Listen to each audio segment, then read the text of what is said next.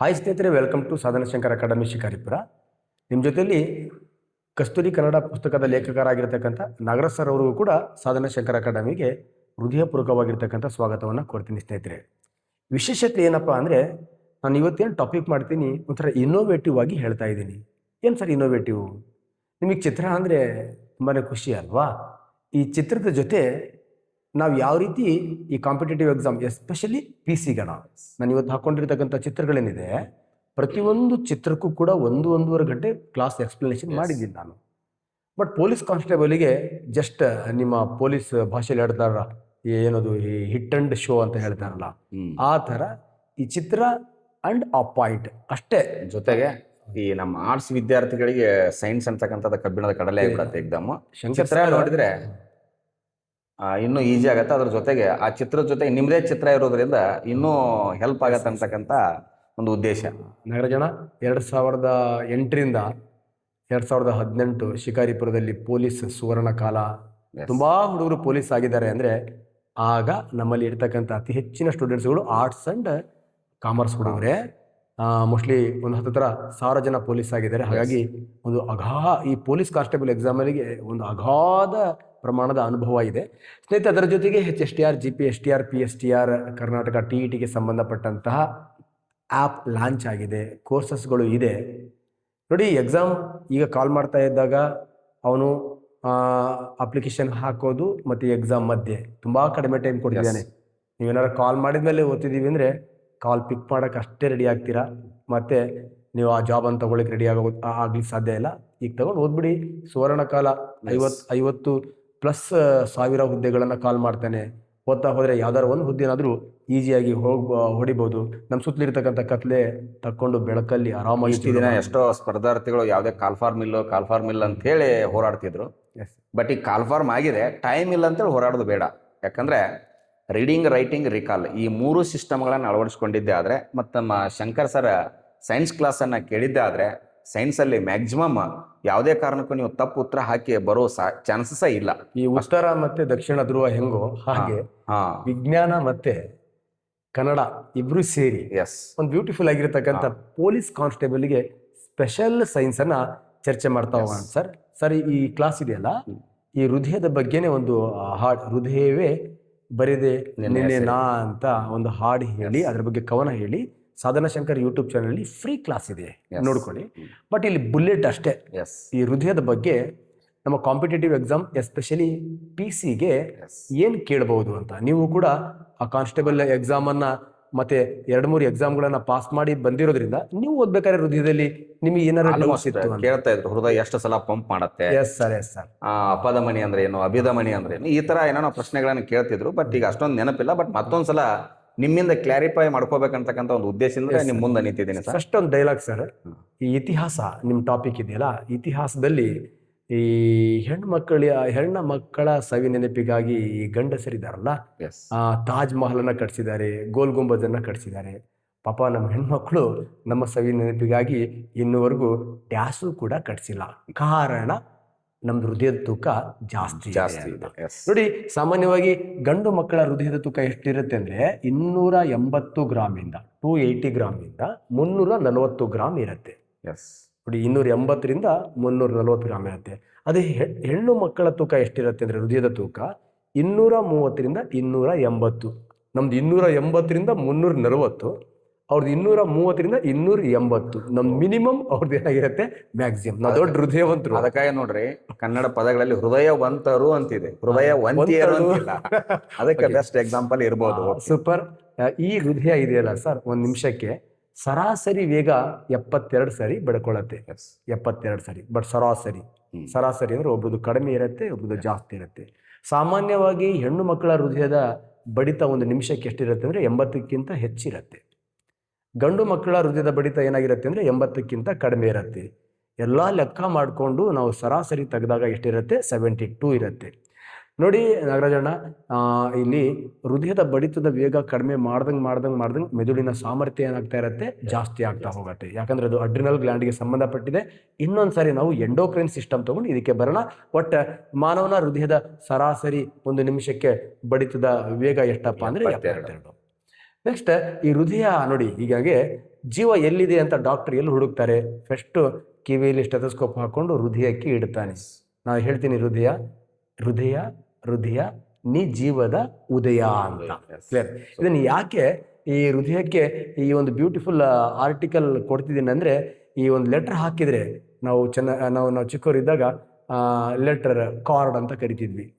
ಆ ಕಾರ್ಡ್ ಎಲ್ಲಿಗೆ ತಲುಪಬೇಕೋ ಅಲ್ಲೇ ತಲುಪ್ತಾ ಇತ್ತು. ಹಾಗಾಗಿ ನಮ್ಮ ದೇಹದ ಕಾರ್ಡ್ ಯಾವ್ದಪ್ಪ ಅಂತ ಕೇಳಿದ್ರೆ ಹಾರ್ಟ್. ಹಾಗಾಗಿ ಇದರ ಅಧ್ಯಯನಕ್ಕೆ ಕಾರ್ಡಿಯಾಲಜಿ ಅಂತ ಕರಿತೀವಿ. ಸುಮ್ಮನೆ ನೆನ್ಪಿಟ್ಕೊಳ್ಳಿಕ್ಕೆ ಡೈಲಾಗ್ ಹೊಡಿತಾ ಇರೋದು ಕಾರ್ಡಿಯಾಲಜಿ. ಸೂಪರ್. ಹಾಗಾಗಿ ಈ ಕಾರ್ಡಿಯಾಲಜಿ ಯಾವುದರ ಬಗ್ಗೆ ಅಧ್ಯಯನ ಮಾಡತ್ತೆ ಅಂತ ಕೇಳಿದ್ರೆ ಸಿಂಪಲ್ ಹೃದಯದ ಬಗ್ಗೆ ಅಧ್ಯಯನ ಮಾಡತ್ತೆ. ಎಷ್ಟೋ ವಿದ್ಯಾರ್ಥಿಗಳು ಆಸ್ಪತ್ರೆಗೆ ಹೋಗಿರ್ತಾರೆ, ಅಲ್ಲಿ ಕಾರ್ಡಿಯಾಲಜಿ ಅಂದ್ರೆ ಗೊತ್ತಿರಲ್ಲ. ನೀವು ನೆನಪಿಟ್ಕೊಳ್ಬೇಕು, ಲೆಟರ್ ಹಾಕ್ಬೇಕಾದ್ರೆ ಕಾರ್ಡ್ ಹೃದಯದ ಅಧ್ಯಯನ, ನಮ್ಮ ಜೀವದ ಕಾರ್ಡ್ ಅದೇ. ಅಲ್ಲಿ ನಾವು ಎಲ್ಲಿ ತಲುಪಬೇಕು, ಎಲ್ಲಿ ಸ್ಟಾಪ್ ಮಾಡಬೇಕು ಅನ್ನೋ ಒಂದು beautiful card, that is the cardiology. Okay. ಮತ್ತೆ ಈ ಹೃದಯ ಏನ್ ಕಶೇರುಕ ಪ್ರಾಣಿಗಳೇನಿದೆ, ಆ ಕಶೇರುಕ ಪ್ರಾಣಿಗಳಲ್ಲಿ ಹೃದಯದ ಕೋಣಗಳ ಬಗ್ಗೆ ಕಾಂಪಿಟೇಟಿವ್ PC ಎಕ್ಸಾಮಿಗೆ ಬರಬಹುದು. ಸಾಮಾನ್ಯವಾಗಿ ಈ ಮೀನುಗಳಲ್ಲಿ 2 ಹೃದಯದ ಕೋಣೆ ಇರುತ್ತೆ. ನೆಕ್ಸ್ಟ್ ಉಭಯವಾಸಿ ಮತ್ತು ಸರೀಸೃಪ ಆಂಫಿಬಿಯನ್ಸ್ ಅಂಡ್ ರೆಪ್ಟೈಲ್ಸ್ಗಳಲ್ಲಿ 3 ಹೃದಯದ ಕೋಣೆ ಇರುತ್ತೆ. ಪಕ್ಷಿಗಳಲ್ಲಿ ಮತ್ತು ಸ್ತನಿಗಳಲ್ಲಿ 4 ಹೃದಯದ ಕೋಣೆ ಇರುತ್ತೆ. 4 ಚೇಂಬರ್ಡ್ ಹಾರ್ಟ್ ಇರುತ್ತೆ. ಅದನ್ನ ನೆನ್ಪಿಟ್ಕೊಳ್ಳಿಕ್ಕೆ ಅವಾಗೆಲ್ಲ 5 ನಂಬರಿನ ಫೋನ್ ಇತ್ತಲ್ವಾ, ಅದಕ್ಕೆ 23344 ಅಂತ. ಫಸ್ಟ್ 2 ಈಸ್ ಪೈಸಿಸ್, 33 ಅಂದ್ರೆ that is amphibians and reptiles, 44 AVs means birds and mammals ಸ್ತನಿಗಳು. 222 3344. ಮತ್ತೆ ನೀವು ಆ ನಂಬರ್ ಯಾರಿಗೂ ಇಲ್ಲ ಮಾಡಕ್ ಹೋಗ್ಬೇಡ್ರಿ. ಸೊ ಈ ಒಂದು ಕ್ವಶನ್ಸ್ ಇದರಲ್ಲಿ ಬರುತ್ತೆ. ಮತ್ತೆ ಇಲ್ಲಿ 4 ಹೃದಯದ ಕೋಣೆ ಇದೆ ಅಲ್ವಾ. ಈ 4 ಹೃದಯದ ಕೋಣೆ ಅಂದ್ರೆ ನಮ್ಮ ದೇಹದಲ್ಲಿ ಇರ್ತಕ್ಕಂಥ ಎಲ್ಲಾ ಬ್ಲಡ್ ಇಲ್ಲಿಗೆ ಹೋಗಿ ಇಲ್ಲಿಂದ ಬೇರೆ ಕಡೆ ಸಪ್ಲೈ ಆಗೋದು. ಹಾಗಾಗಿ ಇದಕ್ಕೆ ಸರ್ಕ್ಯುಲೇಟರಿ ಆರ್ಗಾನ್, ಪರಿಚಲನ ಅಂಗ ಅಂತ ಕರಿತೀವಿ. ಓಕೆ. ಪರಿಚಲನ ಅಂಗ ಅಂದ್ರೆ ಮತ್ತೆ ಹೃದಯ ಒಂದೇ ಅಲ್ಲ, ಅದು ಕೂಡ ನಾಳೆ ಪೊಲೀಸ್ ಎಕ್ಸಾಮಿಗೆ ಬಂದ್ಬಿಡ್ಬೋದು. ಪರಿಚಲನ ಅಂಗ ಅಂದ್ರೆ ರಕ್ತನೂ ಕೂಡ ಪರಿಚಲನ ಅಂಗ. ಯಾಕಂದ್ರೆ ರಕ್ತನೂ ಕೂಡ ನಾವು ತಿಂದಂತ ಆಹಾರ ಇರ್ಬೋದು, ಹಾರ್ಮೋನ್ಗಳು ಇರ್ಬೋದು, ಲವಣಾಂಶಗಳು ಅದನ್ನ ತಗೊಂಡು ಹೋಗತ್ತೆ. ರಕ್ತ ಹೋಗ್ಲಿಕ್ಕೆ ಪ್ರೆಸರ್ನ ಇದು ಕ್ರಿಯೇಟ್ ಮಾಡತ್ತೆ. ಅದನ್ನು ಹೋಗ್ಲಿಕ್ಕೆ ರಕ್ತ ನಾಳಗಳು ಕೂಡ ಇದೆ. ಹಾಗಾದ್ರೆ ನಾವು ಸರ್ಕ್ಯುಲೇಟರಿ ಸಿಸ್ಟಮ್ ಅಂತ ಯಾವುದಕ್ಕೆ ಕರಿತೀವಿ ಅಂದ್ರೆ blood vessels, blood and beautiful heart. Clear? ಈಗ ಎಕ್ಸಾಂಪಲ್ ನಮ್ಮ ಬಾಡಿಗೆ ಬ್ಲಡ್ ಅನ್ನ ಯಾವ ರೀತಿ ಸರ್ಕ್ಯುಲೇಟ್ ಮಾಡತ್ತೆ ಅಂತ 3 ಇಟ್ಕೊಂಡು ಹೇಳಿಕೆ ರೂಪದಲ್ಲಿ ಕೇಳಬಹುದು. ಯಾಕಂದ್ರೆ ಇದು KE ಅವರಲ್ಲ, ಸ್ಟೇಟ್ಮೆಂಟ್ ವೈಸ್ ಜಾಸ್ತಿ ಕೇಳ್ತಕ್ಕಂಥದ್ದು. ಯಾಕಂದ್ರೆ ಎಷ್ಟು ಓದಿದಾನ ಅಂತಕ್ಕಂಥದನ್ನ ಫೋಕಸ್ ಮಾಡ್ತಕ್ಕಂಥದ್ದು ಇದು. ಮತ್ತೆ ಇನ್ನೊಂದು, ಈ ರಕ್ತ ಹೃದಯದಿಂದ ಅಂದ್ರೆ ದೇಹದಿಂದ ಹೃದಯಕ್ಕೆ ಬರ್ತಾ ಇರತ್ತೆ, ಮತ್ತೆ ಹೃದಯದಿಂದ ಮತ್ತೆ ದೇಹಕ್ಕೆ ಬರ್ತಾ ಇರುತ್ತೆ. ಪುಕ್ಷಟೆ ಬರ್ತಾ ಇರಲ್ಲ. ಅದು ಸಿಂಪಲ್ ದೇಹದಿಂದ ಹೃದಯಕ್ಕೆ ಹೋಗ್ಬೇಕಾದ್ರೆ ಅದು ಅಶುದ್ಧ ರಕ್ತ ಆಗಿರುತ್ತೆ. Impure blood. ಇಂಪ್ಯೂರ್ ಬ್ಲಡ್ ಅಂದ್ರೆ ಕೆಟ್ಟ ಕೊಳಕ್ ನಾರ್ತಾ ಇರೋ ಬ್ಲಡ್ ಅಲ್ಲ. ಇಲ್ಲಿ ಜೀವಕೋಶದ ಒಳಗಡೆ ಜೀವಕ್ರಿಯೆಗಳು ನಡೆದು ಕಾರ್ಬನ್ ಡೈಆಕ್ಸೈಡ್ ಬಿಡುಗಡೆ ಆಗತ್ತೆ. ಆ ಕಾರ್ಬನ್ ಡೈಆಕ್ಸೈಡ್ ಅನ್ನ ಕ್ಲಿಯರ್, ಆ ಕಾರ್ಬನ್ ಡೈಆಕ್ಸೈಡ್ ಅನ್ನ ಹಾರ್ಟ್ ಅಂದ್ರೆ ಆ ಕಾರ್ಬನ್ ಡೈಆಕ್ಸೈಡ್ ಅನ್ನ ತರ್ತಾ ಇರ್ತಕ್ಕಂಥ ಬ್ಲಡ್ಗೆ ನಾವೇನಂತ ಕರಿತೀವಿ? ಇಂಪ್ಯೂರ್ ಬ್ಲಡ್ ಅಂತ ಕರಿತೀವಿ. ಡಿಆಕ್ಸಿಜನೇಟೆಡ್ ಬ್ಲಡ್ ಅಂತ ಕರಿತೀವಿ. ಆಮ್ಲಜನಕ ರಹಿತ ರಕ್ತ ಅಂತ ಕರಿತೀವಿ. ಡೈರೆಕ್ಟ್ PCಗೆ ಬರ್ಬೋದಲ್ವಾ? ಅಶುದ್ಧ ರಕ್ತ ಎಂದರೆ ಅಶುದ್ಧ ರಕ್ತ. ಅವಾಗ ಅವನು ಕಾರ್ಬನ್ ಡೈಆಕ್ಸೈಡ್ ಇರುವ ರಕ್ತವಾಗಿದೆ, ಆಮ್ಲಜನಕ ಇಲ್ಲದ ರಕ್ತವಾಗಿದೆ, ಈ ತರ statement wise A is right, AB is right, ಅಥವಾ ಅತ್ಯಂತ ಹಾಳಾಗ್ಲಿಕ್ಕೆ ಹಳೆಯ ರಕ್ತವಾಗಿದೆ. ಈ ತರ ಎಲ್ಲ ಜನರಲ್ ಕ್ವಶನ್ಸ್ ಗಳನ್ನ ಕೇಳಬಹುದು. ಹಾಗಾಗಿ ಆಮ್ಲಜನಕ ಇಲ್ಲದೆ ಇರತಕ್ಕಂಥ ಕಾರ್ಬನ್ ಡೈಆಕ್ಸೈಡ್ ತುಂಬಿಕೊಂಡಿರ್ತಕ್ಕಂಥ ರಕ್ತವನ್ನ ಅಶುದ್ಧ ರಕ್ತ ಅಂತ ಕರಿತೀವಿ. ಸಿಂಪಲ್. ಆ ಅಶುದ್ಧ ರಕ್ತ ನಮ್ಮ ಹೃದಯದ ಯಾವ ಕೋಣೆಗೆ ಫಸ್ಟ್ ಹೋಗುತ್ತೆ ಅಂತಾನು ಕೂಡ ಎಕ್ಸಾಮ್ ಅಲ್ಲಿ ಬಂದ್ಬಿಡತ್ತೆ. ಅವಾಗ ನಾವು ಹೇಗೆ ನೆನ್ಪಿಡ್ಕೋಬೇಕು ಅಂದ್ರೆ, ಹಿಂಗ್ ನೆನ್ಪಿಡ್ಕೊಂಡ್ರೆ ಚಂಬು. ನಾವು ಹಿಂಗ್ ನಿಲ್ಬೇಕು. ಹೃದಯ ಎಲ್ಲಿದೆ? ನಮ್ಮ ಎದೆಯ ಎಡಭಾಗದಲ್ಲಿ ಇದೆ. ಎಡಭಾಗದಲ್ಲಿದ್ದಾಗ ಈ ಕೈಗೆ ಏನಂತ ಕರಿತೀವಿ? ಬಲಭಾಗ. ಹಾಗಾಗಿ ಈ ಕಡೆ ಈ ಹೃದಯನ ಹಿಂಗ್ ತೆಗೆದು ಹಿಂಗೆ ಕಚಕ್ ಅಂತ ಕೊಯ್ದಿರೋದ್ರಿಂದ ದಿಸ್ ಇಸ್ ಬಲ, ದಿಸ್ ಇಸ್ ಎಡ. One of the very very important. ನಾವು ಎಕ್ಸಾಮ್ ಬರೀಬೇಕಾದ್ರೆ ಎಡ ಬಲ ಆಗಿರುತ್ತೆ, ಬಲ ಎಡ ಆಗಿರುತ್ತೆ. ಇದು one of the very very. ನಮ್ಮ ಹೃದಯ ಹಿಂಗೆ ತೆಗೆದು ಹಿಂಗೆ ಕೊಯ್ದು ಹಿಂಗೆ ನೋಡ್ಬೇಕು. ಕ್ಲಿಯರ್? ಯಾರು ಕೊಯ್ಕೋಬೇಡಿ, ಎಕ್ಸಾಮ್ನ ಪಾಸ್ ಮಾಡ್ಕೊಳ್ಳಿ. ಹಾಗಾಗಿ ಇದು ಬಲ ಹೃತ್ಕರ್ಣ, ಬಲ ಹೃತ್ಕುಕ್ಷಿ, ಎಡ ಹೃತ್ಕರ್ಣ, ಎಡ ಹೃತ್ಕುಕ್ಷಿ. Clear? That is right artery. Next right auricle, right ventricle, left auricle, left ventricle. ಈ 4 ಹೃದಯದ ಕೋಣೆ ಅಂದ್ರೆ ಶುದ್ಧ ರಕ್ತ ಫೆಸ್ಟ್ ಬರ್ತಕ್ಕಂಥದ್ದು ಬಲ ಹೃತ್ಕರ್ಣ. ಸಾರಿ, ಅಶುದ್ಧ ರಕ್ತ ಫೆಸ್ಟ್ ಬರ್ತಕ್ಕಂಥದ್ದು ಬಲ ಹೃತ್ಕರ್ಣಕ್ಕೆ. ನೆಕ್ಸ್ಟ್ ಶುದ್ಧ ರಕ್ತ ಫಸ್ಟ್ ಬರ್ತಾ ಇರ್ತಕ್ಕಂಥದ್ದು ಎಡ ಹೃತ್ಕರ್ಣಕ್ಕೆ. ಹೇಳ್ಬೋದು ಅದು. ಹಾಗಾಗಿ ಶುದ್ಧ ರಕ್ತ, ಕೇಳಿದ್ದಾನೆ. ಅಶುದ್ಧ ರಕ್ತ. ನಮ್ಮ ದೇಹದಿಂದ ಅಶುದ್ಧ ರಕ್ತ ಮೊದಲು ಹೃದಯದ ಯಾವ ಕೋಣೆಗೆ ಹೋಗತ್ತೆ ಕೇಳಿದ್ದಾನೆ. ನಮ್ಮ ದೇಹದಲ್ಲಿ ಶುದ್ಧ ರಕ್ತ ಮೊದಲು ಹೃದಯದ ಯಾವ ಕೋಣೆಗೆ ಹೋಗತ್ತೆ ಅಂತ ಕೇಳಿದ್ದಾನೆ. ಹಾಗಾಗಿ ಅಶುದ್ಧ ಬರ್ತಕ್ಕಂಥದ್ದು ಬಲಗಡೆ, ಶುದ್ಧ ಬರ್ತಕ್ಕಂಥದ್ದು ಎಡಗಡೆ. ಹಾಗಾಗಿ ನಮ್ಮ ಹೆಂಡತಿಯನ್ನ ಎಡಗಡೆಯನ್ನ ಬಲಗಡೆ ನಿಲ್ಸ್ಕೊಂಡಿರ್ತೀವಲ್ಲ ಮದುವೆ ಆಗ್ಬೇಕಾದ್ರೆ, ಗೊತ್ತಿಲ್ಲ. ಒಂದು ಕಂಪೇರಿಟಿವ್ ಮಾಡ್ಕೊಳ್ಳಿ, ಯಾಕಂದ್ರೆ ಎಕ್ಸಾಮ್ ಹಾಲಲ್ಲಿ ಈ ಟೆಕ್ನಿಕ್ಸ್ಗಳು ತುಂಬಾನೇ ಬಹಳ ಹೆಲ್ಪ್ ಆಗುತ್ತೆ. ಹಾಗಾಗಿ ಅದ್ರ ಜೊತೆಗೆ ಇನ್ನೊಂದು ಏನು ವಿಶೇಷ ಅಂದ್ರೆ, ಎಷ್ಟೋ ನಿಮ್ಮ ವಿದ್ಯಾರ್ಥಿಗಳು ಪೊಲೀಸರಾಗಿರೋದ್ರಿಂದ ಅದರಲ್ಲಿ ಜಾಸ್ತಿ ಇನ್ವಾಲ್ವ್ಮೆಂಟ್ ನೀವು ಆಗಿರಲಿಲ್ಲ. ನಾವು ಅವಾಗೆಲ್ಲ ಬರೀ ಡೈಲಾಗ್ಸ್ ಗಳಲ್ಲೇ ಇದನ್ನ ಡೆಲಿವರಿ ನಮಗೆ ಏನ್ ಅವಕಾಶ ಇತ್ತು ಅದನ್ನ ಯೂಸ್ ಮಾಡ್ಕೋಬೇಕು. ಹಾಗಾಗಿ ಇದು ಕ್ಲಾರಿಟಿ ಅಂತ ಅನ್ಕೋತೀನಿ. ಎಡ ಬಲ, ಬಲ ಬಲ, ಶುದ್ಧ ಅಶುದ್ಧ. ನೆಕ್ಸ್ಟ್ ನಮ್ಮ ದೇಹದಿಂದ ಅಶುದ್ಧ ರಕ್ತ ಈ ಬಲ ಹೃತ್ಕರ್ಣಕ್ಕೆ ಹೋಗಿ ಬಲ ಹೃತ್ಕುಕ್ಷಿಗೆ ಹೋಗಿ ನೆಕ್ಸ್ಟ್ ಶ್ವಾಸಕೋಶಕ್ಕೆ ಹೋಗತ್ತೆ. ಶ್ವಾಸಕೋಶ ಯಾಕೆ ಶುದ್ಧ ಆಗ್ಬೇಕಲ್ಲ, ಕಾರ್ಬನ್ ಡೈಆಕ್ಸೈಡ್ ತಂದಿದ್ದನ್ನ ಶ್ವಾಸಕೋಶಕ್ಕೆ ಕೊಡ್ಬೇಕಲ್ಲ ಅದು, ಯಾಕಂದ್ರೆ ಶ್ವಾಸಕೋಶ ಆಕ್ಸಿಜನ್ ತಂದಿರತ್ತೆ. ಹಾಗಾಗಿ ಶ್ವಾಸಕೋಶನ ನಾವು ಗ್ರೀಕ್ ಭಾಷೆಯಲ್ಲಿ ಏನಂತ ಕರಿತೀವಿ ಅಂದ್ರೆ ಪಲ್ಮೋ ಅಂತ ಕರಿತೀವಿ. ಪಲ್ಮೋ ನೋಡಿ, ಇಲ್ಲೊಂದು ಕ್ವಶನ್ ಬಂತು, ಶ್ವಾಸಕೋಶದ ಅಧ್ಯಯನಕ್ಕೆ ಪಲ್ಮೋಲಜಿ ಅಂತ ಕರಿತೀವಿ. ಕನ್ನಡದಲ್ಲಿ ಇದೇ ಶ್ವಾಸಕೋಶವನ್ನ ನಿಮ್ ಕರ್ನಾಟಕ ಕನ್ನಡ ಅಚ್ಚ ಕನ್ನಡದಲ್ಲಿ ಪುಪ್ಪಸ ಅಂತ ಕರಿತೀವಿ. ಪುಪ್ಪಸ. ನೆಕ್ಸ್ಟ್ ಹೃದಯದಿಂದ ರಕ್ತ ಹೊರಗಡೆ ತಗೊಂಡು ಹೋಗೋ ನಾಳ, ಹೃದಯದಿಂದ ರಕ್ತ ಹೊರಗಡೆ ತಗೊಂಡು ಹೋಗೋ ನಾಳ. ಆಕ್ಚುಲಿ ನೀನು ಶಿವಮೊಗ್ಗದಲ್ಲಿ ಇರೋದಲ್ಲ, ಈಗ ಶಿಕಾರಿಪುರದಲ್ಲಿ ಇದೆಯಾ ಅಲ್ವಾ? ಅಕ್ಕ ಎಲ್ಲಿದ್ದಾರೆ? ಶಿವಮೊಗ್ಗದಲ್ಲೇ ಇದ್ದಾರೆ. ಸಾಮಾನ್ಯವಾಗಿ ಅಪ್ಪ ಅನ್ನೋನು ಮನೆಯ ಹೊರಗಡೆನೆ ಇರ್ತಾನೆ, ಅಮ್ಮ ಮನೆಯ ಒಳಗಡೆನೆ ಇರ್ತಾನೆ. ಅಪ್ಪ ಅಂದ್ರೆ ಹೊರಗಡೆ, ಸಿಂಪಲ್. ಹೃದಯದಿಂದ ರಕ್ತವನ್ನ ಹೊರಗಡೆ ತಗೊಂಡು ಹೋಗೋದು ಅಪಧಮನಿ. ಅಪ್ಪ ಹೊರಗಡೆ. Very good. ರಕ್ತವನ್ನ ಹೃದಯಕ್ಕೆ ತರೋದು ಅಭಿಧಮನಿ. ಅಮ್ಮ. ನೋಡಿ, ಹೊರಗಡೆ ರಕ್ತ ತಗೊಂಡು ಹೋಗೋದು ಅಪ್ಪ, ಗೊತ್ತಾಯ್ತು. ಇದಕ್ಕೆ ಆರ್ಟ್ರಿ ಅಂತ ಕರಿತೀವಿ. ನೆಕ್ಸ್ಟ್ ರಕ್ತ ಹೃದಯಕ್ಕೆ ತರೋದು ಅಭಿ, ಗೊತ್ತಾಯ್ತು. ಅಮ್ಮ, ಅಭಿ. ಇದಕ್ಕೆ ವೇನ್ಸ್ ಅಂತ ಕರಿತೀವಿ ನಾವು. ಇಂಗ್ಲಿಷ್ ಅಲ್ಲೂ ಕೇಳಿ, ಕನ್ನಡದಲ್ಲೂ ಕೂಡ ಕೇಳಿ. ಓಕೆ. ಹಾಗಾಗಿ ಹೃದಯದಿಂದ ರಕ್ತ ನೋಡಿ, ಈಗ ಹೃದಯ ಅಶುದ್ಧ ರಕ್ತ ಬಲ ಹೃತ್ಕರ್ಣಕ್ಕೆ ಬಂತು, ಬಲ ಹೃತ್ಕುಕ್ಷಿಗೆ ಬಂತು. ಇದು ಹಿಚಿಕಿದಾಗ ಎಲ್ಲಿಗೆ ಹೋಗ್ಬೇಕು? ಶ್ವಾಸಕೋಶ. ಹಾಗೆ ರಕ್ತ ಹೃದಯದಿಂದ ಹೊರಗಡೆ ಹೋಗ್ತಾ ಇದೆ ಅಂದ್ರೆ ಅಪಧಮನಿ, ಶ್ವಾಸಕೋಶದ ಅಪಧಮನಿ. ಇದಕ್ಕೆ ಪುಪ್ಪಸಕ ಅಪಧಮನಿ, ಪಲ್ಮನರಿ ಆರ್ಟ್ರಿ ಅಂತ ಕರಿತೀವಿ. ಹಾಗಾದ್ರೆ ಹೃದಯದಿಂದ ಅಶುದ್ಧ ರಕ್ತವನ್ನ ಶ್ವಾಸಕೋಶಕ್ಕೆ ತೆಗೆದುಕೊಂಡು ಹೋಗುವ ರಕ್ತನಾಳ ಯಾವುದು ಅಂತ ಕೇಳಿದ್ರೆ ದಟ್ ಇಸ್ ಪುಪ್ಪಸಕ. ರಕ್ತ ಹೊರಗಡೆ ಹೋಗ್ತಾ ಇದೆ, ಅಪಧಮನಿ.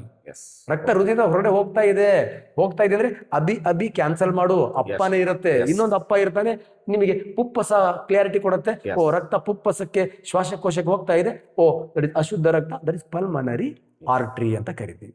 ಈ ಪಲ್ಮನರಿ ಆರ್ಟ್ರಿ ಶ್ವಾಸಕೋಶಕ್ಕೆ ಟಚ್ ಇರುತ್ತೆ, ಕಾರ್ಬನ್ ಡೈಆಕ್ಸೈಡ್ ಅನ್ನ ಕೊಟ್ಟು ಆಮ್ಲಜನಕ ತಗೊಂಡು ಇಲ್ಲಿ ಪ್ಯೂರ್ ಬ್ಲಡ್ ಆಗ್ಬಿಡತ್ತೆ. ಈಗ ಶುದ್ಧ ರಕ್ತ ಎಲ್ಲಿಗೆ ಬರುತ್ತೆ?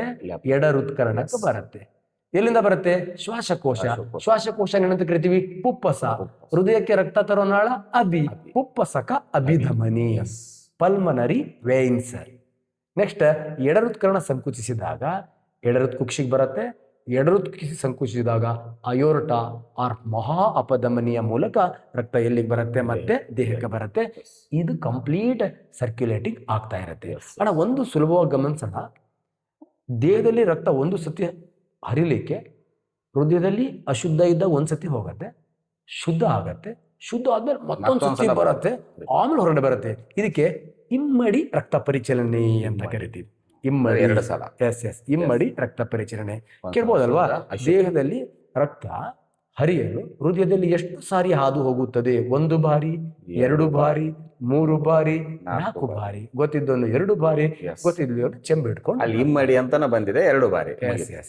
ನೋಡ್ರಿ, ಎಡ ಬಲ ಇದು ಬಹಳ ಇಂಪಾರ್ಟೆಂಟ್. ಶುದ್ಧ ಅಶುದ್ಧ ಅನ್ನೋದು ಇಂಪಾರ್ಟೆಂಟ್. ಅಪಧಮನಿ, ಅಭಿಧಮನಿ, ಅಪಧಮನಿಗಳು ಅಂತ ಕೇಳ್ಬಿಡ್ತೇವೆ ನಾವು.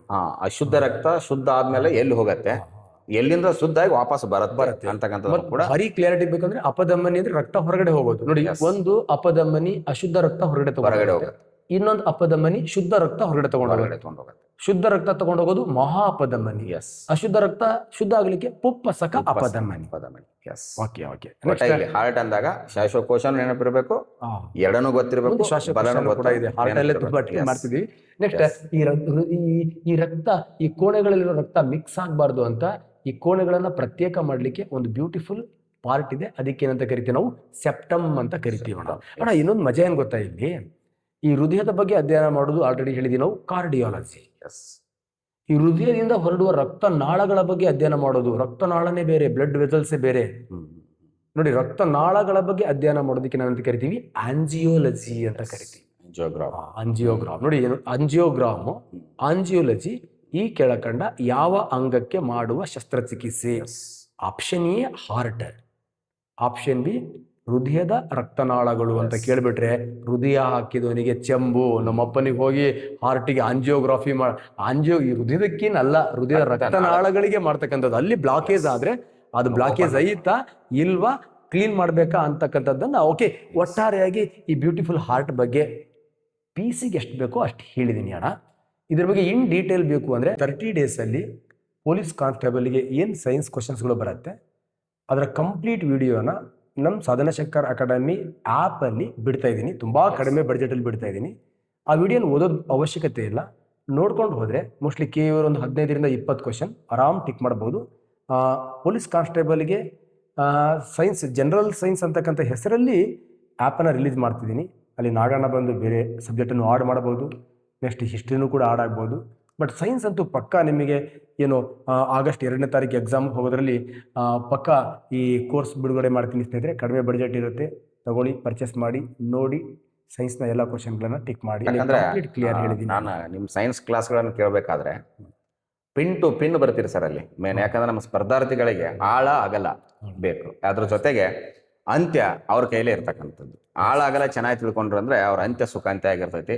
ಆ ರೀತಿಯಾಗಿ ನೀವು ಸೈನ್ಸ್, ಎಷ್ಟೋ ನಮ್ಮ ಸ್ಪರ್ಧಾರ್ಥಿಗಳು ಸೈನ್ಸ್ ಕ್ಲಾಸ್ ಅಂದ್ರೆ ನಾವು ಕನ್ನಡ ಸುಲಿದ ಬಾಳೆ ಹಣ್ಣಿನಂಗ ಅಂತ ಹೇಳ್ತೀವಿ, ಬಟ್ ಇವ್ರ ಕ್ಲಾಸ್ ಕೇಳಿದಾಗ ವಿಜ್ಞಾನನ ಸುಲಿದ ಬಾಳೆ ಹಣ್ಣಿನಂಗ ನನಗೆ ಫೀಲ್ ಬರುತ್ತೆ. ಅದ್ರ ಜೊತೆಗೆ ವಿದ್ಯಾರ್ಥಿಗಳಿಗೂ ಕೂಡ ಈಗ ಅಧ್ಯಯನ ಮಾಡುತ್ತಿರುವುದರಿಂದ ಇನ್ನೂ ನಿಮಗೆ ಹೆಲ್ಪ್ ಆಗತ್ತೆ. ನಿಮಗೆ ಹೆಚ್ಚಿನ ವಿಡಿಯೋಗಳನ್ನು ನಮ್ಮ ಸಾಧನಾ ಶಂಕರ್ ಅಕಾಡೆಮಿಯ ಶಂಕರ್ ಸರ್ ವಿಡಿಯೋಗಳನ್ನು ಕೇಳಿದ್ದೆ ಆದರೆ ವಿಜ್ಞಾನದಲ್ಲಿ ಯಾವುದೇ ಕಾರಣಕ್ಕೂ ನೀವು ಅಂಕಗಳನ್ನು ಕಳ್ಕೊಳ್ಳಂಗಿಲ್ಲ ಅಂತಕ್ಕಂಥದನ್ನ ಬಹಳ ಹೆಮ್ಮೆಯಿಂದ ಹೇಳ್ಬೋದು ಸರ್. ಕೇವಲ 18ರಿಂದ 20 ಕ್ವಶನ್ಸು ಅಣ್ಣ ನಾನು ಕಣ್ಣಾರೆ ನೋಡಿದ್ದೀನಿ. ನಾವು ಶಿಕಾರಿಪುರದಲ್ಲಿ ಕ್ಲಾಸ್ ಮಾಡ್ಬೇಕಾದ್ರೆ ಹುಡುಗರು ಔಟ್ ಸೈನ್ಸ್ ತೊಗೊಂಡು ಬಂದು ನನ್ನ ಡೋರನ್ನು ಬಡ್ದು, ಸರ್ 2 ವರ್ಷ PUC ಫೇಲ್ ಆಗಿರೋ ಹುಡುಗರು ಡೋರ್ ಬಡ್ದು, sir science out sir. So ಆ ಮಂದಹಾಸ ನಮ್ಮನ್ನು ಶಿಕ್ಷಕನನ್ನಾಗಿ ಮಾಡಿದೆ ಅಷ್ಟೇ ಅಣ್ಣ. ಹೇಳ್ಬಿಟ್ರೆ ತುಂಬಾನೇ ಇದೆ, ಇಷ್ಟು ಸಾಕು ಅನ್ಕೋತೀನಿ ನನ್ನ PCಗೆ. ಇದ್ರ ಬಗ್ಗೆ ಮತ್ತೆ ಇಲ್ಲಿ ಎಲೆಕ್ಟ್ರಿಕಲ್ ಸಿಗ್ನಲ್ಸ್ಗಳು, ಸೈನೋ ಆರ್ಟ್ರಿಯಲ್ ನೋಡೋವೆಲ್ಲ ಅಲ್ಲಿ ಹೇಳಿದ್ದೀನಿ. ಮುಂದಕ್ಕೆ ಮತ್ತೊಂದು ಬ್ಯೂಟಿಫುಲ್ ಆಗಿರತಕ್ಕಂಥ ಚಿತ್ರಕ್ಕೆ ಹೋಗ್ಬಿಡೋಣ. ಓ, ಇದು ನೀವು ಭಾರಿ ಇಷ್ಟ ಆಗಿರೋ ನಾಗರಾಜ್ ಸರ್ ಕಣ್ಣಂದ್ರೆ ನನಗೆ ತುಂಬಾನೇ ಇಷ್ಟ. ತುಂಬಾ ಚೆನ್ನಾಗಿದೆ, ಒಂದು ಶಾರ್ಪ್ ಇದೆ ಕಣ್ಣು, ಆ ಕಣ್ಣಲ್ಲಿ ಒಂಥರ ತೇಜಸ್ಸಿದೆ. ನೋಡಿ, ಈ ಕಣ್ಣಿನ ಬಗ್ಗೆ ಏನೇನು ಕಾಂಪಿಟೇಟಿವ್ ಎಕ್ಸಾಮ್ ಅಲ್ಲಿ ಕ್ವಶನ್ ಬರುತ್ತೆ ಅಣ್ಣ? ಫಸ್ಟ್ ಕಣ್ಣಿನ ಬಗ್ಗೆ, ಪೊರೆ ಬಗ್ಗೆ ಕೇಳಿದಾನೆ ಸರ್ ಎಷ್ಟೋ ಸಲ. ದಾನ ಮಾಡ್ಬೇಕಾದ್ರೆ ಯಾವ ಪೊರೆಯನ್ನ, ಕಣ್ಣಿನ ಪೊರೆಯಲ್ಲಿ ಏನು ದಾನ ಮಾಡ್ತೀರಿ ಅಂತ ಕೇಳಿದ. ಬ್ಯೂಟಿಫುಲ್ ಕ್ವಶನ್ ಅಣ್ಣ, ನೀಟಾಗಿ ಹೇಳ್ಬಿಡ್ತೀನಿ ಅಣ್ಣ. ಓಕೆ ಅಣ್ಣ. ಈ ಕಣ್ಣಿನ ಬಗ್ಗೆ ಅಧ್ಯಯನ ಮಾಡ್ತಕ್ಕಂಥದ್ದಕ್ಕೆ ನಾವೇನಂತ ಕರಿತೀವಿ? ಆಪ್ತಾಲ್ಮೋಲಜಿ ಅಂತ ಕರಿತೀವಿ. ಕ್ಲಿಯರ್? ಆಪ್ತಾಲ್ಮಿಯಾ ಅಂತ ಬಂತು ಅಂದ್ರೆ ನೀವು ಕಾಮನ್ ಸೆನ್ಸ್ ಕಣ್ಣಿನ ಬಗ್ಗೆ ಅಂತಾನೆ ಗೊತ್ತಿರ್ಬೇಕು ನಿಮ್ಗೆ. ಗೊತ್ತಿಲ್ಲಪ್ಪ ಕ್ವಶನ್ ಕಣ್ಣಿದೆ, ಕೆಳಗಡೆ ಆಪ್ತಾಲ ಇದೆ. ನಿನಗೆ ಆಪ್ತ ಯಾರಪ್ಪ ಅಂದ್ರೆ ಕಣ್ಣು. ಕಣ್ಣಿಲ್ಲ ಅಂದ್ರೆ ಈ ಜಗತ್ತಲ್ಲಿ ಏನು ಆಪ್ತಾ ಇಲ್ಲ. ಹಾಗಾಗಿ ಆಪ್ತಾಲ್ಮೋಲಜಿ ಅಂದ್ರೆ ಯಾವ್ದ್ರ ಬಗ್ಗೆ ಅಧ್ಯಯನ ಮಾಡುತ್ತೆ? ಕಣ್ಣಿನ ಬಗ್ಗೆ ಅಧ್ಯಯನ ಮಾಡುತ್ತೆ ಅಣ್ಣ. ಸಾಮಾನ್ಯವಾಗಿ ಕಣ್ಣು 2.5 ಸೆಂಟಿಮೀಟರ್ ಇರುತ್ತೆ. ದೃಷ್ಟಿಯನ್ನ ಗ್ರಹಿಸ್ತಕ್ಕಂಥ ಒಂದು ಅಂಗ. ನಾವು ಪೊಲೀಸ್ ಕಾನ್ಸ್ಟೇಬಲ್ಗೆ ನೀವು ಆಲ್ರೆಡಿ ಹೇಳಿದ್ರಿ, ಇಲ್ಲಿ ಯಾವುದೋ ಕಣ್ಣು ಅಣ್ಣ, ಈಗ ಸತ್ತ ವ್ಯಕ್ತಿಯ ಕಣ್ಣನ್ನು ದಾನ ಮಾಡ್ತಾರ ಅಂತ ಹೇಳ್ತಾರಲ್ಲ, ಇಡೀ ಕಣ್ಣು ತೆಗೆದು ಹಾಕ್ತಾರ? ಅದೇ ಕ್ವಶನ್, ಅದನ್ನ ಕ್ಲಿಯರ್ ಮಾಡ್ಬಿಡೋಣ. ನೋಡಿ, ಸಿಂಪಲ್ ನೋಡಿ, ಈ ಕಣ್ಣಿನ ಗುಡ್ಡೆ ಇದೆಯಲ್ಲ ಅಣ್ಣ, ಈ ಸ್ವಲ್ಪ ಉಬ್ಬಿದೆ ಅಲ್ವಾ, ಇದಕ್ಕೆ ನಾವು ಕಂಜೆಕ್ಟಿವ್ ಪೊರೆ ಅಂತ ಕರಿತೀವಿ. ಇಲ್ಲಿ ಸ್ವಲ್ಪ ಉಬ್ಬಿದೆ ಅಲ್ವಾ, ಇದನ್ನೇ ನಾವು ಕಾರ್ನಿಯಾ ಅಂತ ಕರಿತೀವಿ ಅಣ್ಣ. ಕ್ಲಿಯರ್? ನೋಡಿ ಬರ್ದಿದ್ದಾರೆ ಕಾರ್ನಿಯಾ ಅಣ್ಣ. ಕಾರ್ನಿಯಾ ನೋಡ್ಬೇಕು ಅಂದ್ರೆ ಈ ಕಣ್ಣಿಗೆ ಕಪ್ಪಿದೆ ಅಲ್ವಾ, ಕಪ್ಪಲ್ಲ, ಕಪ್ಪಿನ ಮ್ಯಾಲ ಒಂದು ಪೊರೆ ಇದೆ ಅಲ್ವಾ, ಆ ಪೊರೆಗೆ ಏನಂತ ಕರಿತೀವಿ? ಕಾರ್ನಿಯಾ ಅಣ್ಣ. ಈ ಕಾರ್ನಿಯಾದಲ್ಲಿ ಯಾವುದೇ ರಕ್ತನಾಳಗಳು ಇರಲ್ಲ, ಬ್ಲಡ್ ವೆಸಲ್ಸ್ಗಳು ಇರಲ್ಲ. ಹಾಗೆ ಬ್ಲಡ್ ವೆಸಲ್ಸ್ಗಳು ಇದ್ದಿದ್ರೆ ಇದನ್ನ ಈಸಿಯಾಗಿ ಇನ್ನೊಂದು ಕಣ್ಣಿಗೆ ಹಾಕ್ಲಿಕ್ಕೆ ಏನಾಗಿತ್ತು? ಕಷ್ಟ ಆಗ್ತಿತ್ತು. ಯಾಕಂದ್ರೆ ಗ್ರೂಪ್ ಹುಡುಕ್ಬೇಕಾಗಿತ್ತು, ಮ್ಯಾಚಿಂಗ್ ಹುಡುಕ್ಬೇಕಾಗಿತ್ತು. ಹಾಗಾಗಿ ರಕ್ತನಾಳಗಳು ಇಲ್ಲದೆ ಇರತಕ್ಕಂಥ ಕಣ್ಣಿನ ಭಾಗ ಯಾವುದು? ಕಾರ್ನಿಯಾ. ಒಂದು ಕಣ್ಣಿಂದ ಇನ್ನೊಂದು ಕಣ್ಣಿಗೆ ಸುಲಭವಾಗಿ ತೆಗೆದು ಹಾಕಬಹುದಾದ ಕಣ್ಣಿನ ಭಾಗ ಯಾವುದು? ಕಾರ್ನಿಯಾ. ಪೊಲೀಸ್ ಕಾನ್ಸ್ಟೇಬಲ್ಗೆ ಒಂದು ಬ್ಯೂಟಿಫುಲ್, ಅತಿ ಹೆಚ್ಚು ಬಾರಿ ಕೇಳಿದಂತೆ ಆಲ್ಮೋಸ್ಟ್. ನೆಕ್ಸ್ಟ್, ಬೆಳಕಿನ ಕಿರಣಗಳನ್ನು ಏನ್ ಮಾಡುತ್ತೆ ಅಂದ್ರೆ ಇದು ವಕ್ರೀಭವನ ಮಾಡಿ ಕಣ್ಣಿನ ಒಳಗಡೆ ಫಸ್ಟ್ ನಿರ್ದೇಶನವನ್ನ ಮಾಡುತ್ತೆ, ಡೈರೆಕ್ಷನ್ ಮಾಡುತ್ತೆ. ಎಸ್ ನೆಕ್ಸ್ಟ್ ಇನ್ನು one of the very very important ಅಣ್ಣ, ಇಲ್ಲಿ ನಾವು ಗಮನಿಸ್ಬೋದು, ಇಲ್ಲಿದೆ ಅಲ್ವಾ, ಇಲ್ಲಿ ಸಿಂಪಲ್, ಇದಕ್ಕೆ ನಾವು ಐರಿಸ್ ಅಂತ ಕರಿತೀವಿ, ಕನ್ನಡದಲ್ಲಿ ವರ್ಣಪಟಲ ಅಂತ ಕರಿತೀವಿ. ಐರಿಸ್ ಇದು ಕಣ್ಣಿನ ಬಣ್ಣಕ್ಕೆ ಕಾರಣವಾಗಿರೋ ಕಣ್ಣಿನ ಭಾಗ. ಓಕೆ, ಇಲ್ಲಿ ಸ್ವಲ್ಪ ಹುಷಾರಿ, ಕಣ್ಣಿನ ಬಣ್ಣಕ್ಕೆ ಕಾರಣವಾಗಿರೋ ಕಣ್ಣಿನ ಭಾಗ ಯಾವುದು ಅಂತ ಕೇಳಿದ್ರೆ ಐರಿಸ್. ಐರಿಸ್ನ ಬಣ್ಣಕ್ಕೆ ಕಾರಣವಾಗಿರೋ ವರ್ಣಕ ಯಾವುದು ಅಂತ ಕೇಳಿದ್ರೆ ಅಣ್ಣ ಮೆಲನಿನ್. ಅಣ್ಣ ನಾವು ಮೆಲನಿನ್ ಅಂದ್ರೆ ಬರೀ ಚರ್ಮ ಅಂತ ಅಂದ್ಬಿಡ್ತೀವಿ. ನಾಳೆ ಎಕ್ಸಾಂಪಲ್ ಕ್ವಶನ್ ಬಂತು, ಮೆಲನಿನ್ ಈ ಕೆಳಕಂಡ ಯಾವ ಅಂಗದ ಬಣ್ಣಕ್ಕೆ ಕಾರಣವಾಗಿದೆ? ಆಪ್ಷನ್ ಎ ಚರ್ಮ, ಆಪ್ಷನ್ ಬಿ ಕಣ್ಣು, ಆಪ್ಷನ್ ಸಿ ಕೂದಲು, ಆಪ್ಷನ್ ಡಿ ಎಲ್ಲವೂ. ಅಂದ್ರೆ ಓದಿರೋನು ಎಲ್ಲವೂ ಹಾಕ್ತಾನೆ, ಓದ್ದೇ ಇರೋನು ಚರ್ಮ ಹಾಕಿ ಚೆಂಬು ಹಿಡ್ಕೊಂಡು ಬರ್ತಾನೆ. ಕ್ಲಿಯರ್? ಇದು one of the very very important ಅನ್ನ. ಹಾಗಾಗಿ ನಾವು ಬ್ರಿಟಿಷ್ನವ್ರು ನೋಡಿದ್ರೆ ಗೊತ್ತಾಗ್ಬಿಡುತ್ತೆ, ಕಣ್ಣು ಬೆಳ್ಳಗಿರ್ತಾವ, ಕೂದಲು ಬೆಳ್ಳಗಿರ್ತಾವ, ಚರ್ಮನು ಬೆಳ್ಳಗಿರ್ತಾವ, ಇದಕ್ಕೆ ಕಾರಣ ಮೆಲನಿನ್. ಹಾಗಾಗಿ ಮೆಲನಿನ್ ಕಣ್ಣಿನ ಅಂದ್ರೆ ಐರಿಸ್ನ ಬಣ್ಣಕ್ಕೆ ಮೆಲನಿನ್ ಕಾರಣ. ಮೆಲನಿನ್ ಬಣ್ಣ ಕಪ್ಪಗಿದ್ರೆ ಕರಿ ಕಣ್ಣಿನ, ನಿಮ್ಮ ಅಲಂಕಾರದಲ್ಲಿ ಹೇಳ್ತಿರಲ್ಲ, ಸೀತೆಯ ಕಣ್ಣು ಏನು ಕಮಲದಂತೆ ಕಂಗೊಳಿಸುತ್ತಿತ್ತು ಅಂತ, ಈ ತರ. ಓ, ಕಪ್ಪು ಕಣ್ಣು, ಹಸಿರು ಕಣ್ಣು, ನೀಲಿ ಕಣ್ಣು, ನಾಗಿಣಿ ಕಣ್ಣು, ಇದೆಲ್ಲ ಕಣ್ಣಿನ ಬಣ್ಣಕ್ಕೆ ಕಾರಣವಾಗಿರೋ ಕಣ್ಣಿನ ಭಾಗ ಯಾವ್ದಪ್ಪ ಅಂತ ಕೇಳಿದ್ರೆ ಐರಿಸ್. ಅಷ್ಟೇ ಅಲ್ಲ, ಈ ಐರಿಸ್ ಏನ್ ಮಾಡತ್ತೆ ಅಂದ್ರೆ ಬೆಳಕು ಜಾಸ್ತಿ ಇದ್ದಾಗ ಹಿಗ್ಗತ್ತೆ, ಬೆಳಕು ಕಡಿಮೆ ಇದ್ದಾಗ ಕುಗ್ಗತ್ತೆ. ನೋಡಿ, ಹಿಗ್ಗಿದಾಗ ಇಲ್ಲಿರೋ ಹೋಲ್ ಏನಾಗತ್ತೆ? ಚಿಕ್ಕದಾಗತ್ತೆ.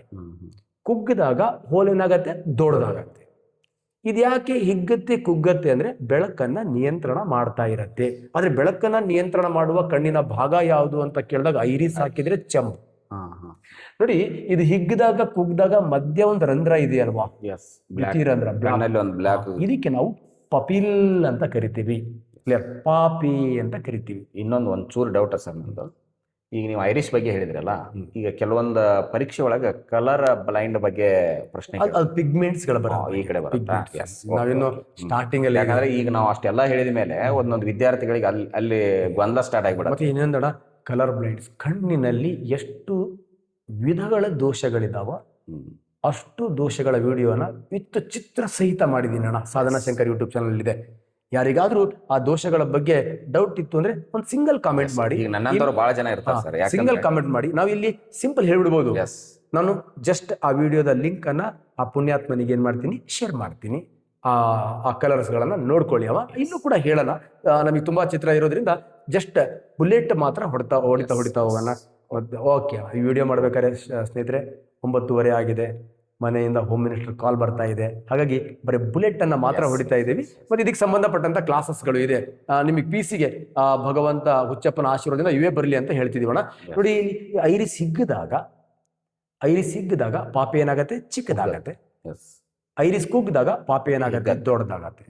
ಬೆಳಕು ಜಾಸ್ತಿ ಇದ್ದಾಗ ಐರಿಸ್ ಹಿಗ್ಗತ್ತೆ, ಪಾಪೆ ಚಿಕ್ಕದಾಗತ್ತೆ.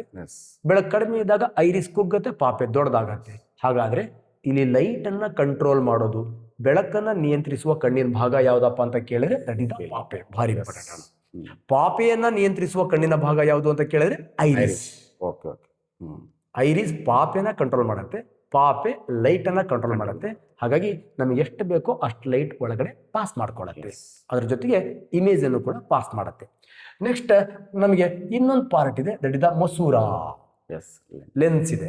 ನೋಡಿ, ಮಸೂರ ಅಂದಾಗ ಎರಡೂ ಕಡೆ ಈ ಉಬ್ಬಿರೋ ಮಸೂರನ ಪೀನ ಮಸೂರ ಅಂತ ಹೇಳ್ತೀವಿ. ಬಟ್ ಇಲ್ಲಿ ಎರಡೂ ಕಡೆ ಉಬ್ಬಿದೆಯಾ? ಎರಡೂ ಕಡೆ. ಹಾಗಾಗಿ ಇದಕ್ಕೆ ದ್ವಿಪೀನ ಮಸೂರ. ನೋಡಿ, ಕಣ್ಣಿನಲ್ಲಿ ಕಂಡು ಬರುವ ಮಸೂರ ಯಾವುದು ಅಂತ ಕೇಳಿ ಫಸ್ಟ್ ಪೀನ ಮಸೂರ ಅಂತ ಇದ್ದು, ಆಪ್ಷನ್ ಡಿ ದ್ವಿಪೀನ ಮಸೂರ ಇತ್ತು ಅಂದ್ರೆ ಹುಡುಗರು ಪೀನ ಮಸೂರ ಸಿಕ್ತು ಅಂತ ಹೊಡೆದು ಬಿಡ್ತಾರೆ. ಉಬ್ಬಿದ ಗ್ಲಾಸ್ ಇದ್ರೆ ಅದು ಪೀನ ಮಸೂರ ಅಂತ.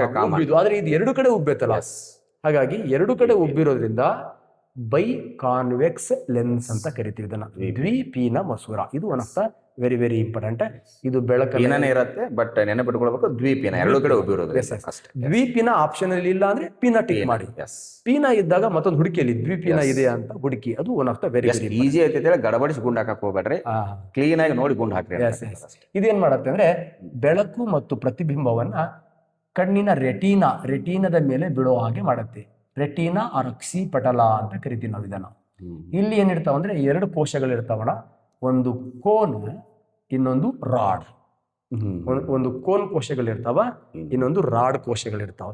ಈ ಕೋನ್ ಕೋಶಗಳು ಏನ್ ಮಾಡ್ತಾವ ಅಂದ್ರೆ ಬಣ್ಣ ಮತ್ತು ಪ್ರಕಾಶಮಾನವಾದ ಬೆಳಕನ್ನ ಗ್ರಹಿಸ್ತಾವ. Yes, cone. ಕೋನ್ ಕೋನ್ ಈ ರಾಡ್ ಕೋಶಗಳು ಏನ್ ಮಾಡ್ತಾವ ಅಂದ್ರೆ ಮಂದ ಬೆಳಕನ್ನ ಗ್ರಹಿಸ್ತಾವ. S S S. ನೋಡಿ, ಈ ರಾಡ್ ಕೋಶಗಳಲ್ಲಿ ಶಕ್ತಿ ಕಡಿಮೆ ಆದ್ರೆ ನಿಶಾಂತತೆ, ಆ ಎರಡು ರಾಮಚಾರಿ ಪಿಕ್ಚರ್, ಎಸ್, ಏನೂ ಕಾಣಲ್ಲ, ಜಸ್ಟ್ ಹೋಗ್ತಾ ಆದ್ರೆ ಇರುಳು ಗುರುಡು ಅಂತ ಕರಿತೀವಿ. ಇರುಳು ಗುರುಡು ಯಾಕೆ ಅಂದ್ರೆ ರಾಡ್ ಕೋಶಗಳು ಸರಿಯಾಗಿ ಕೆಲಸ ಮಾಡದೇ ಇದ್ದಾಗ. ಯಾಕೆಂದ್ರೆ ಅದಕ್ಕೆ ರೊಡಾಪ್ಸಿನ್ ಅನ್ನೋ ಪಿಗ್ಮೆಂಟ್ ಬೇಕು. ರೊಡಾಪ್ಸಿನ್ ಅನ್ನೋ ಪಿಗ್ಮೆಂಟ್ ಎಲ್ಲಿ ಸಿಗತ್ತೆ ಅಂದ್ರೆ ಕ್ಯಾರೆಟ್ಗಳಲ್ಲಿ ಅಲ್ಲಿ ಇಲ್ಲಿ ಸಿಗತ್ತೆ. ನಾವು ವಿಟಮಿನ್ ಎ ಅಂತ ಹೇಳ್ತೀವಿ ನಾವು. ಇದು ಏನ ಇರುಳು ಗುರುಡು ಇದೆಯಲ್ಲ, ಇದು ಅನುವಂಶೀಯತೆಯಾಗಿ ಬರುತ್ತಾ ಅಥವಾ ನಮ್ಮ ಅದು ಫುಡ್ ಡಿಫಿಷಿಯನ್ಸಿ ರೋಗ.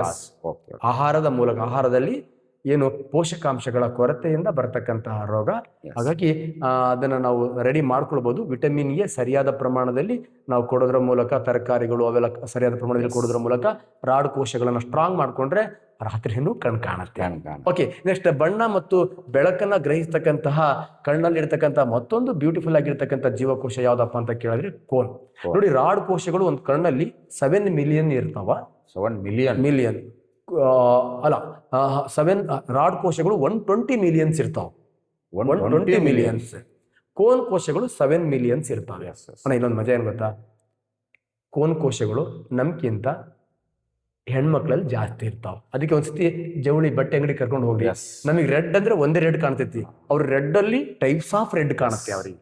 ಯಾಕಂದ್ರೆ ಗಂಡಸರಿಗಿಂತ ಹೆಂಗಸರಲ್ಲಿ ಈ ಬಣ್ಣವನ್ನ ಗ್ರಹಿಸುವ ಕೋನ್ ಕೋಶಗಳ ಸಂಖ್ಯೆ, ಕೋನ್ ಕೋಶಗಳ ಸಂಖ್ಯೆ ಏನಾಗಿದೆ ಅಂದ್ರೆ ಜಾಸ್ತಿ ಇದೆ.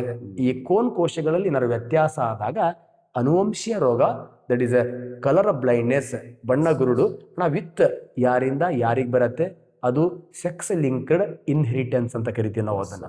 ಅದು ಗಂಡಸರಿಂದ ಟ್ರಾನ್ಸ್ಫರ್ ಆಗತ್ತಾ, ಹೆಂಗಸರಿಂದ ಟ್ರಾನ್ಸ್ಫರ್ ಆಗತ್ತಾ? ಅಣ್ಣ, ಹೆಂಗಸರಿಂದ ಟ್ರಾನ್ಸ್ಫರ್ ಆಗತ್ತೆ, ಪಾಪ ಗಂಡಸರಿಗೆ ಬರತ್ತೆ. ಅಣ್ಣ, ಹೆಂಗ್ ಬರುತ್ತೆ ಅಂತ ಆ ರೋಗ ಬಗ್ಗೆ ನಿಮಗೆ ಗೊತ್ತಿರ್ಬೇಕಪ್ಪ ಅಂದ್ರೆ ಸಿಂಪಲ್, ಈ ವಿಡಿಯೋ ನೋಡಿ ಅದ್ರ ಬಗ್ಗೆ ನನಗೆ ಸರ್ ಡೌಟ್ಸ್ ಇದೆ, ಈ ಐ ಡಿಸಾರ್ಡರ್ ಬಗ್ಗೆ ಡೌಟ್ಸ್ ಇದೆ ಅಂದ್ರೆ ಬ್ಯೂಟಿಫುಲ್ ಆಗಿ ಆ ಲಿಂಕ್ ಹಾಕ್ತೀನಿ, ನೋಡ್ಲಣ.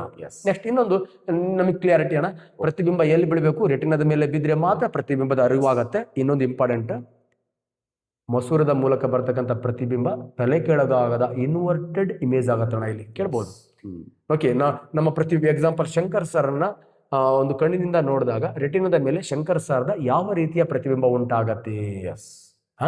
ನೈಜ ಪ್ರತಿಬಿಂಬ, ನೇರ ಪ್ರತಿಬಿಂಬ, ನೆಕ್ಸ್ಟ್ ತಲೆ ಕೆಳಗಾದ ಪ್ರತಿಬಿಂಬ, ತಲೆ ಕೆಳಗಾದ ಉಲ್ಟಾ ಪ್ರತಿಬಿಂಬ. ಇದನ್ನ ಇಲ್ಲಿರೋ ಚಾಕ್ಸುಸ ನರ್ಗಳು, ಆಪ್ಟಿಕ್ ನರ್ವ್ಸ್ಗಳು ಬ್ರೈನಿಗೆ ತಗೊಂಡೋಗಿ ಸೀದಾ ಮಾಡಿ ನಮಗೆ ತೋರಿಸುತ್ತೆ.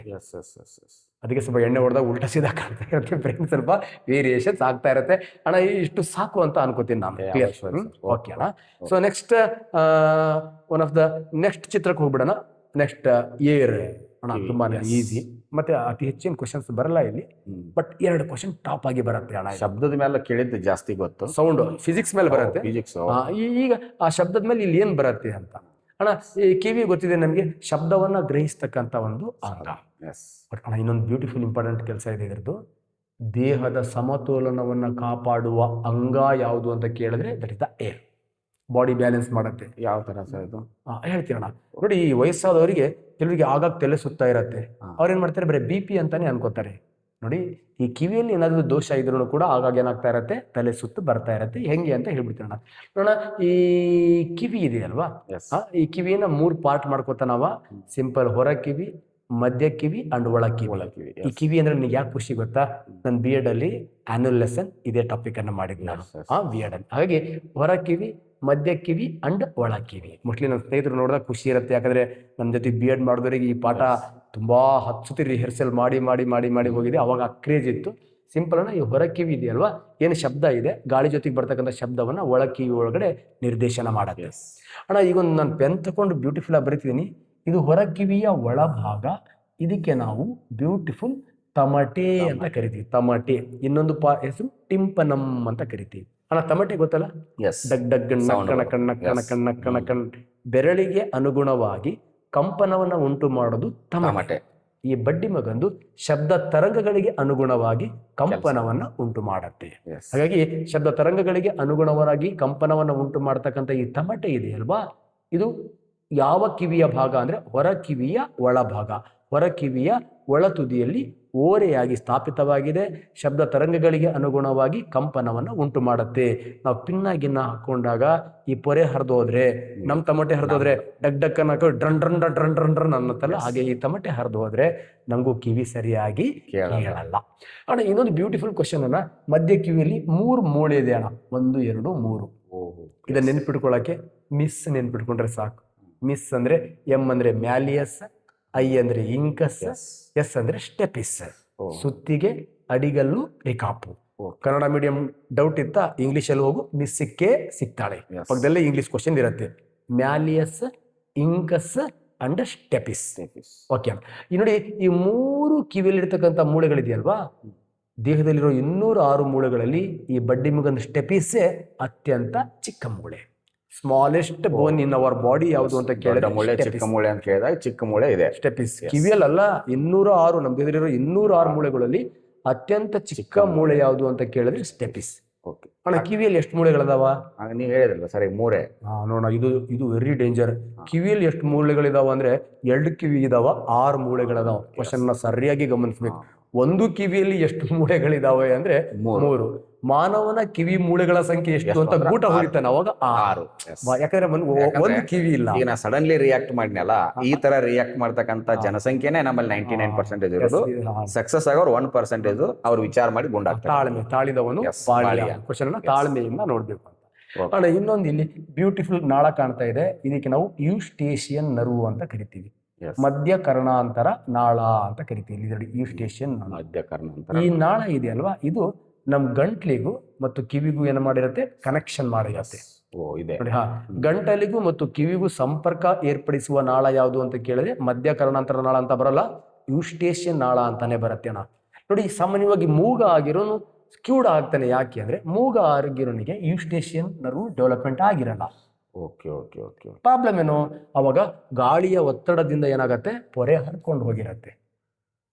ಯಾಕಂದ್ರೆ ಇದೇನ್ ಮಾಡತ್ತೆ ಅಂದ್ರೆ ಹೊರ ಕಿವಿಯ ಗಾಳಿಯ ಒತ್ತಡ ನೋಡಿ, ಹೊರಗಡೆ ಗಾಳಿ ಬುರ್ರ ಅಂತ ಬಂತು ಅಂದ್ರೆ ಇಲ್ಲಿ ಬಾಯಿಂದ ಗಾಳಿಯನ್ನ ಹಾಕಿ ಈ ಕಡೆ ಪ್ರೆಸರ್ಗೆ ಈ ಕಡೆ ಪ್ರೆಸರ್ ಏನ್ ಮಾಡುತ್ತೆ, ಈಕ್ವಲ್ ಮಾಡಿ ಟಿಂಪನಮನ್ನ ಪ್ರೊಟೆಕ್ಟ್ ಮಾಡತ್ತೆ. ನೋಡಿ ಎಷ್ಟು ಬ್ಯೂಟಿಫುಲ್ ಕ್ವಶನ್. ತಮಟೆಯನ್ನ ರಚಿಸುವ ಕಿವಿಯ ಭಾಗ ಯಾವುದು ಅಂತ ಕೇಳಿದ್ರೆ ಮಧ್ಯ ಕರ್ಣಾಂತರ ನಾಳ, ಯೂಸ್ಟೇಷಿಯನ್ ನರ್ವ್. ಓಕೆನಾ? ಓಕೆ. ನೆಕ್ಸ್ಟ್ ಒಳ ಕಿವಿಗೆ ಬಂದಾಗ ನಮಗೆ ಇಲ್ಲಿ ಕಾಕ್ಲಿಯಾ ಅಂತಕ್ಕಂಥ ಒಂದು ಅಂಗಪುಚ್ಚ ಇದೆ. ಇದರಲ್ಲಿ ಸಣ್ಣ ಸಣ್ಣ ಕಾರ್ಟಿಯಾ ಅಂತಕ್ಕಂಥ ಗ್ರಾಹಕಗಳಿದೆ. ಇದೆಯಣ್ಣ, ಇದಕ್ಕೆ ಸೆಮಿ ಸರ್ಕ್ಯುಲರ್ ಕೆನಾಲ್ಸ್, ಅರ್ಧ ಚಂದ್ರಾಕೃತಿಯ ನಾಳಗಳು ಅಂತ ಕರಿತೀವಿ. ಅಣ್ಣ ಇಲ್ಲೊಂದು ಕ್ವಶನ್ ಬರುತ್ತೆ, ಈ ಕಿವಿ ಒಳಗಡೆ ಲಿಂಪ್ ಅನ್ನೋ ಫ್ಲೂಯಿಡ್ ಇದೆ. ಇನ್ನೊಂದು ಈ ಕಿವಿ ಅಂದ್ರೆ ಇದ್ರ ಹೊರಗಡೆ ಸುತ್ತುವರೆದಿರ್ತಕ್ಕಂಥ ಈ ಲಿಂಪಿಗೆ ಹೊರಗಡೆ ಸೈನ್ಸ್ ಅಲ್ಲಿ ಫೆರಿ ಅಂತ ಕರಿತೀವಿ, ಒಳಗಡೆ ಏನಂತ ಕರಿತೀವಿ, ಎಂಡೋ ಅಂತ ಕರಿತೀವಿ. ಹೀಗೆ ಒಳ ಕಿವಿಯ ಕಂಪ್ಲೀಟ್ ಹೊರಗಡೆ ಇರೋದು ಫೆರಿ ಲಿಂಪ್, ಒಳ ಕಿವಿಯ ಒಳಗಡೆ ಈ ನಾಳಗಳಲ್ಲಿ ತುಂಬಿಕೊಂಡಿರೋದು ಎಂಡೋ ಲಿಂಪ್. ಒಂದ್ಸತಿ ಎಂಡೋಲಿಂಪ್ ಎಂಬ ದ್ರವ ಎಲ್ಲಿ ಕಂಡು ಬರುತ್ತೆ ಅಂತ ಕೇಳಿದಾನೆ, ಕಿವಿಯಲ್ಲಿ ಅಂತ ಆಪ್ಷನ್ ಕೊಟ್ಟಿದ್ದಾನೆ. ನೋಡಿ, ಈ ಎಂಡೋಲಿಂಪ್ ಅನ್ನೋ ದ್ರವ ಈ ಅರ್ಧ ಚಂದ್ರಾಕೃತಿಯ ನಾಳಗಳ ಒಳಗಡೆ ತುಂಬಿರುತ್ತೆ. ಈ ದ್ರವ ಶೇಕ್ ಆದರೆ ಜೀವಿ ತನ್ನ ದೇಹದ ಸಮತೋಲನವನ್ನ ಕಳೆದುಕೊಳ್ಳತ್ತೆ. ಕ್ಲಿಯರ್? ಮೇನ್ ಇದೆ. ಎಂಡೋಲಿಂಪು ಈ ಸೆಮಿ ಸರ್ಕ್ಯುಲರ್ ಕೆನಾಲ್ಸ್, ಅರ್ಧ ಚಂದ್ರಾಕೃತಿಯ ನಾಳಗಳಲ್ಲಿ ಏನಾದ್ರೂ ವೈಬ್ರೇಟ್ ಆದ್ರೆ ನಮಗೇನ್ ಬರುತ್ತೆ, ತಲೆ ಸುತ್ತು ಬರುತ್ತೆ. ಹಾಗಾಗಿ ಇದು ವೈಬ್ರೇಟ್ ಆಗದೆ ಇದ್ರೆ ತಲೆ ಸುತ್ತು ಬರಲ್ಲ. ಒಟ್ಟಾರೆಯಾಗಿ ದೇಹದ ಸಮತೋಲನವನ್ನ ಕಾಪಾಡುವ ಅಂಗ ಯಾವುದು ಅಂತ ಹೇಳಿದಾಗ ಮೆದುಳು ಹಾಕಿದ್ರೆ ಚೆಂಬು, ದಟ್ ಇಸ್ ಕಿವಿ ಇಸ್ ರೈಟ್ ಆನ್ಸರ್. ಮೆದುಳಲ್ಲಿ ಕಾಂಟ್ರವರ್ಸಿ, ದೇಹದ ಸಮತೋಲನವನ್ನ ಕಾಪಾಡುವ ಮೆದುಳಿನ ಭಾಗ ಅಂತ ಕೇಳಿದ್ರೆ ಅಲ್ಲಿ ಸೆರಬೆಲ್ಲಂ ಬರುತ್ತೆ, brain the part. But direct organ ಅಂತ ಕೇಳಿದ್ರೆ ಮೆದುಳು ನಿಷ್ಕ್ರಿಯ ಆದ್ರೆ ಕೋಮಾ ಸ್ಟೇಜಲ್ಲಿ ಹಿಂಗೆ ನಿಂತಿರ್ತೇವೆ ಹೊರತು ತಲೆ ಸುತ್ತು ಆ ಥರ ಏನಾಗಲ್ಲ. ತಲೆ ಸುತ್ತು ಬರಕ್ಕೆ ಪ್ರಮುಖ ಕಾರಣ ಕಿವಿ. ತಲೆ ಸುತ್ತು ಬೇರೆ ಬೇರೆ ಕಾರಣಗಳು ಬರುತ್ತೆ. ಬಟ್ ಇದು ಬಾಡಿ ಬ್ಯಾಲೆನ್ಸ್ ಮಾಡ್ತಕ್ಕಂಥ ನಮ್ಮ ಒಂದು ಸೆನ್ಸರಿ ಆರ್ಗನ್ಸ್. ಇಷ್ಟು one of the very very important. ಸಾಮಾನ್ಯ ಈ ಶಬ್ದವನ್ನ ಡೆಸಿಬಲ್ಗಳಲ್ಲಿ ಎಳಿತೀವಿ, ಅದು ಫಿಸಿಕ್ಸ್ ಅಲ್ಲಿ ಬರುತ್ತೆ. ಸಾಮಾನ್ಯ ಆರೋಗ್ಯವಾಗಿರ್ತಕ್ಕಂಥ ಶಬ್ದ 50 to 60 ಡೆಸಿಬಲ್ ಇರುತ್ತೆ. ಮೋರ್ ದೆನ್ 70 ಡೆಸಿಬಲ್ ಸೌಂಡ್ಸ್ ಪದೇ ಪದೇ ಪದೇ ಬರ್ತಾ ಇತ್ತು ಅಂದ್ರೆ ಅದಕ್ಕೆ ಸಂಪೂರ್ಣವಾಗಿರ್ತಕ್ಕಂಥ ಸೌಂಡ್ ಪೊಲ್ಯೂಷನ್ ಅಂತ ಹೇಳ್ತೀವಿ. ಅಣ್ಣ ಇನ್ನೊಂದು ಶಬ್ದವನ್ನ ಗ್ರಹಿಸ್ತಕ್ಕಂಥದ್ದು ಈ ಮರಗಳು, ಸರ್ ಜಗದೀಶ್ ಚಂದ್ರ ಬೋಸ್ ಹೇಳಿದ್ದಾನೆ, ಶಬ್ದವನ್ನ ಮರಗಳು ಗ್ರಹಿಸತ್ತೆ ಅಂತ. ಹಾಗಾಗಿ ಶಬ್ದ ಮಾಲಿನ್ಯವನ್ನ ತಡಿಬೇಕಪ್ಪ ಅಂದ್ರೆ ಅಗಲವಾದ ಎಲೆಯನ್ನ ಹೊಂದಿರತಕ್ಕಂಥ ಸಸ್ಯಗಳನ್ನ ನೆಡಬೇಕಣ್ಣ. ಅರ್ಥ ಆಗಿದೆ ಅನ್ಕೋತೀನಿ. ಈ ವಿಡಿಯೋ ನೋಡಿ ಆಫ್ಟರ್ ಸಬ್ಸ್ಕ್ರೈಬ್ Yes. ಆಗಿ ಎಲ್ಲ ಚಿತ್ರಗಳನ್ನ ಇನ್ಮೇಲೆ ಮೋಸ್ಟ್ಲಿ ಈ ಆ್ಯಪಲ್ಲಿ ಮ್ಯಾಕ್ಸಿಮಮ್ ನಿಮ್ಮದು ಚಿತ್ರ ಇರುತ್ತೆ ಅಂತ ಹೇಳ್ತಾ ಎಲ್ರಿಗೂ ಭಗವಂತ ಒಳ್ಳೇದು ಮಾಡಲಿ. ನಮಸ್ಕಾರ.